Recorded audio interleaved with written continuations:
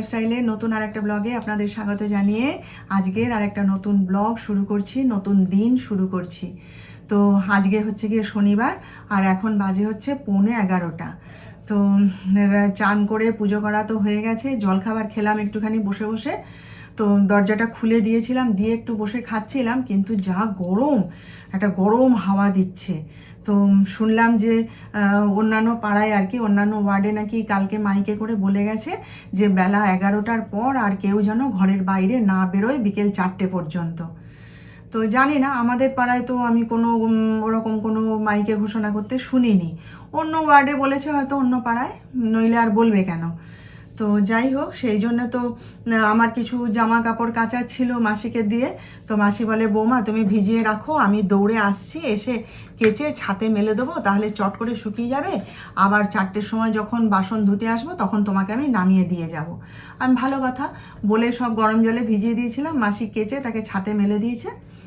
যখন আসবে কাজে ও দিয়ে যাবে আমাকে। আর আজকে সকালবেলায় উঠে ডাক্তার সাহেব আর যিশু দুজনে মিলে কলকাতা গেছে গাড়ি নিয়ে। বাসে করে ডাক্তার সাহেব একাই যাবে বলছিল, তারপরে আমি আর যিশু তো একবারে মানে লাফালাফি একদম, যে না গাড়ি করে যাবে, বাসে করে যাওয়া যাবে না। বলে আমি এসি বাসে করে যাবো। তো আমি না, এসি বাসে করেই হোক আর যে বাসে করেই হোক। ও বাসে করে গেলেই কেন জানি না, ও যখনই বাসে করে যায় না ওর ঠিক অসুস্থ হয়ে পড়ে। অদ্ভুত একটা ব্যাপার, জানেন তো। কিন্তু গাড়িতে করে যে এত জার্নি করে করে করে কিছু হয় না। বলে না, গাড়ি রাখবো কোথায়, সেই মেডিকেল কলেজের ভিতর রেখে অতটা হেঁটে হেঁটে যেতে হবে। আমি হোক ছাতা নিয়ে যাও, কিন্তু বাসে করে যাওয়া হবে না। তারপরে তো আবার যিশুরও কি কাজ ছিল, তো যিশুকে তারপরে যিশুকে বললো, বলে তুই যাবি তাহলে আমার সঙ্গে চল। বলতে যিশু রাজি হয়ে গেল, বলে মা তাহলে ঘুরে আসি। আমি যাও। তো দুজনে মিলে গেছে আর কি। তো ব্যাস, আমি তো ঘরের ভিতরে ফাঁকা, যা যা কাজ ছিল সকাল থেকে টুকটাক টুকটাক করে হয়েই গেছে। একা ঘরে কাজ করতে বেশি সময় লাগে না, দেখবেন আপনারা, চটপট চটপট কাজ হয়ে যায়। কারোর সঙ্গে কথা বলার নেই, তো কেউ বিরক্ত করার নেই।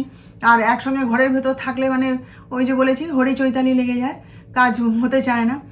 তো তাও কি ছেড়েছে, সকালবেলায় উঠে যত বলছি ড্রাইভার এসে গেছে তুমি রেডি হয়ে চলে যাও, সে তখন আমার বিছানা গুছিয়ে দেবে। আমি বলি আরে বাবা থাক না, আমি তো করব। না না দাঁড়াও, আমি একটু করে দিই, তুমি তো করো, তো আমি একটু করে দিই। সে বিছানা তুললো, যিশুর ঘরের বিছানা তুললো, কিছুতে কথা শুনবে না, জানেন তো। না না, আমি একটু করে দিয়ে যাই, তোমার অত কষ্ট করতে হবে না, তুমি একটু বিশ্রাম নাও, সারাদিন ঘরে চুপচাপ থাকো না, চুপচাপ বসে থাকো, টিভি দেখো, মোবাইল দেখো, তোমার ভিডিও করো, তোমাকে আর আজকে অত খাটতে হবে না, তুমি একটু রান্না করো, করে খেয়ে নেবে, আমি দিচ্ছি তো করে। বলে সে দুঘরের বিছানা তুললো, তারপরে সে চান করে রেডি হলো, তারপরে গেল, জানেন, ছাড়বে না কিছুতে। দিয়ে তারপরে আমি এখনও রান্না বসাইনি, নিজের জন্য তো রান্না করব, রান্না করতে হবে, নইলে মাসি বলছিল বৌমা আজকে দুধ ভাত খেয়ে নাও। আমি বলি না, দুধ ভাত আমি খাবো না, এই গরমের মধ্যে ভাল লাগছে না, আমি মাছের ঝোল ভাত করে খেয়ে নেব।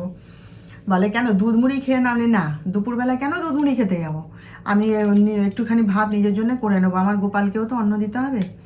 তো এখন আর যাইনি, যাবো, মাছের ঝোল ভাত করব, আর দেখি একটু বেগুন পোড়া টোড়া কি উচ্ছে সেদ্ধ যা আমার ইচ্ছে করে নেব, এখনও চিন্তা করিনি। এই ঘুরে বেড়াচ্ছি আর কি, তাই ভাবলাম আপনাদের সঙ্গে একটু কথা বলে নিই। তো চলুন, হ্যাঁ আপনারা সঙ্গে থাকুন, প্রতিদিনের মতন দেখতে থাকুন।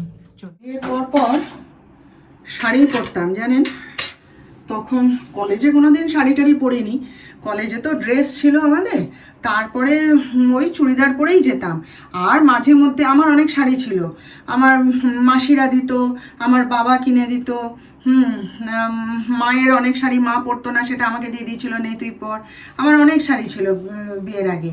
তো সেই সব শাড়িগুলো পরে ওই এক একদিন বন্ধুরা ঠিক করলাম চল কালকে শাড়ি পরে আসবো, হ্যাঁ বলে সবাই মিলে শাড়ি পরে যেতাম। আর আমাদের তো ড্রেস ছিল কমলা পাড় সাদা শাড়ি আর কমলা রঙের ব্লাউজ, তো আর হচ্ছে চুড়িদার পরেই যেতাম কলেজে। তারপরে বিয়ের পরে একদম শাড়ি পরাই ধরলাম, বুঝলে। ডাক্তার সাহেবও খুব পছন্দ করতো শাড়ি পরা, তো একদম মানে সর্বদা শাড়িই পরতাম, চুড়িদারও পরতাম না, নাইটিও পরতাম না, কিছুই না। ওই রাতে শোয়ার সময় নাইটিটা পরতাম, আবার সকালবেলা উঠে বাসি জামা কাপড় ছেড়ে আবার শাড়ি পরে নিতাম, নিয়ে উপরে যেতাম। তো তখন মানে বাইরেও শাড়ি পরতাম আর ঘরেও শাড়ি পরতাম, শাড়িই পরতাম, বলছি না।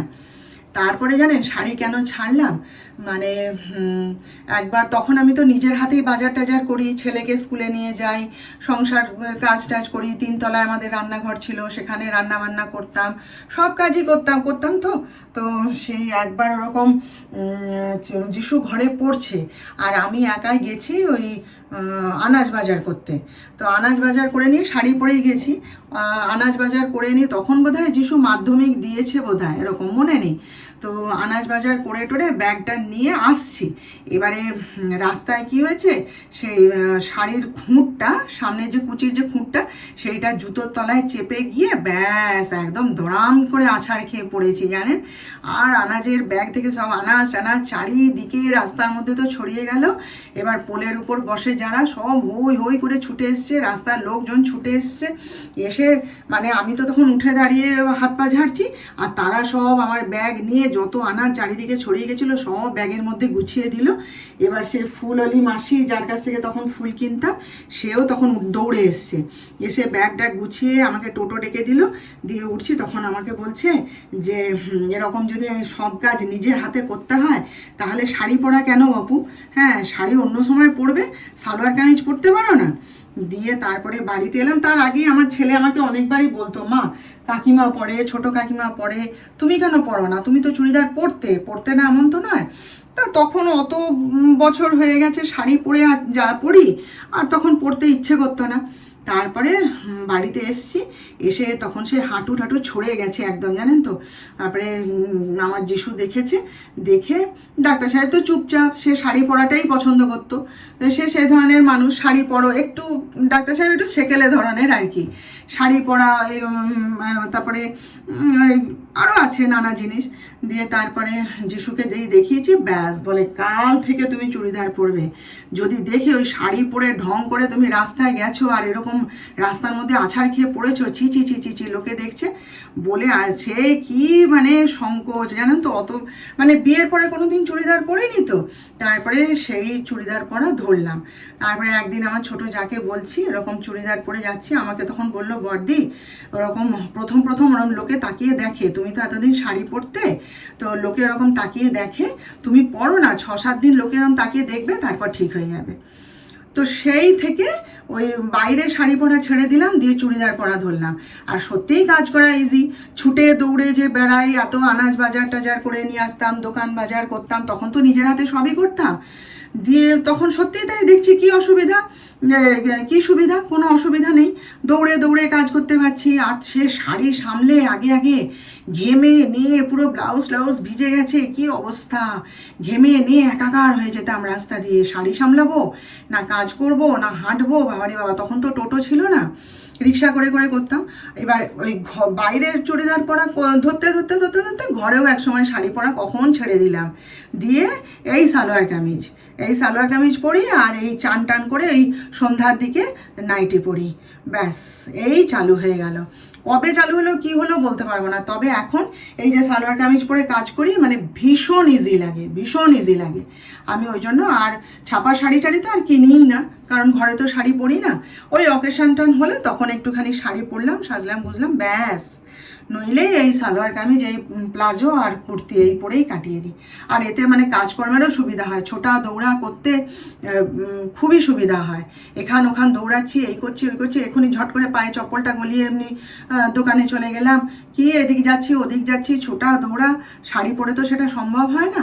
আর সকালবেলায় নাইটি পরে কাজ করি না, সালোয়ার কামিজটা পরা থাকে, ব্যাস ইজি। তো সেদিনকে আমার পাড়ারই এক যে দোকান আছে, তার যে বউটা, তার সঙ্গে গল্প করছিলাম আর কি। আমি বলি, বল দেখি, আগে শাড়ি টাড়ি পরতাম, সব করতাম, এখন আর যেন শাড়ি ঘরে পরতে মনে হলেই যেন আতঙ্ক লাগে। শাড়ি পরলে মনে হয় বাবারে কতক্ষণে খুলে দেবো। হাসছে খুব। আমি বলি, দেখ, আগে তো শাড়ি পরে গিয়ে 3 তলায় রান্না করতাম, সংসার করেছি, বাচ্চা সামলেছি, বাচ্চাকে নিয়ে স্কুলে যেতাম আসতাম, সবই তো করেছি শাড়ি পরে। এখন মোটে পারি না, এখন যেন আতঙ্ক লাগে। বলে, দিদি ওটা অভ্যাস, তুমি অভ্যাস করে নিয়েছো। আমি ঠিক বলেছিস, মানুষ হচ্ছে অভ্যাসের দাস, তাই না বলুন? যেমন অভ্যাস করবে তেমন হবে। তাহলে বলুন, এই যে গরম, এর মধ্যে যারা শাড়ি পরে ঘুরছে বা শাড়ি পরে কাজকর্ম করছে, তারা কি করে পারে? আমাদের যে এত আতঙ্ক লাগে, ভয় লাগে, আমি না মাঝে চিন্তা করি কি করে তারা পারে, কে জানে। উচ্ছে সেদ্ধ করেছি, আর এখানে হচ্ছে এই যে একটু বেগুন মাখা, এটা হচ্ছে ডাল সেদ্ধ। কি আমি খুব ভালোবাসি ডাল সেদ্ধ খেতে, জানেন তো। আজকে ভাবলাম একটুখানি ডাল সেদ্ধ করে নিই। তো এই যে তেল পেঁয়াজ নুন দিয়ে রেখে দিয়েছি, ভীষণ ভালো লাগে আমার ডাল সেদ্ধ। আর এটা তো কালকের ভাত আছে। আর এইটা হচ্ছে এই যে একটু মাছের ঝোল করে নিয়েছি। আজকে সব সেদ্ধ করে দিয়েছি, কে অত ঝামেলা করে, সব সেদ্ধ দিয়ে খেয়ে নেবো। আর ওই তো মাছের ঝোল করেছি, ব্যাস। এই তো অনেক খাবার রান্না করেছি বলুন। তো চলুন তাহলে, হ্যাঁ এবার একটু গাটা ধুই, গোপালকে অন্ন দিই, তারপরে। এই যে মাসি এসে এক্ষুনি এই যে এগুলো সব দিয়ে গেল। সকালবেলায় গরম জলে ডুবিয়ে মাসিকে দিয়ে দিয়েছিলাম, মাসি একদম কেচে পরিষ্কার করে ছাদে মেলে দিয়ে চলে গেছিলো। এখন ওই উপরে বাসন মাজতে আসে, এসে এই যে সব এগুলো নামিয়ে মানে শুকনো হয়ে গেছে, সব এগুলো দিয়ে গেল। ছাদে মেলা কত সুবিধা বলুন তো, হ্যাঁ। পরিষ্কারও করে দেয় মাসি, খুব সুন্দর। এগুলো না ওয়াশিং মেশিনে পরিষ্কার হতে চায় না, কেন কি জানি, নোংরাটা যেতে চায় না। আর গরম জলে করে একটু মাসিকে দিয়ে দিলে না, ও বেশ থুপে পরিষ্কার করে একদম ব্রাশ টাশ দিয়ে ঘষে পরিষ্কার করে দেয়। ওই বালিশের ঢাকা, পাশ বালিশের ঢাকা, হ্যাঁ ওইগুলো একটু বেশি নোংরা হয় তো, ঘাম লাগে, তারপরে মাথার তেল ঠেল লাগে, নোংরা হয়ে যায়, উঠতে চায় না। সেই জন্যে এই বালিশের ঢাকা টাকাগুলো বা কুশান কভারগুলো এগুলো সব গরম জলে ডুবিয়ে মাসিকে দিয়ে দিই, ও তার কেচে দেয়। তো এক্ষুনি বেল বাজিয়ে আমাকে ওগুলো দিয়ে গেল। এই যে দেখুন আমার গোপাল, এই যে, আর এই যে কানাই।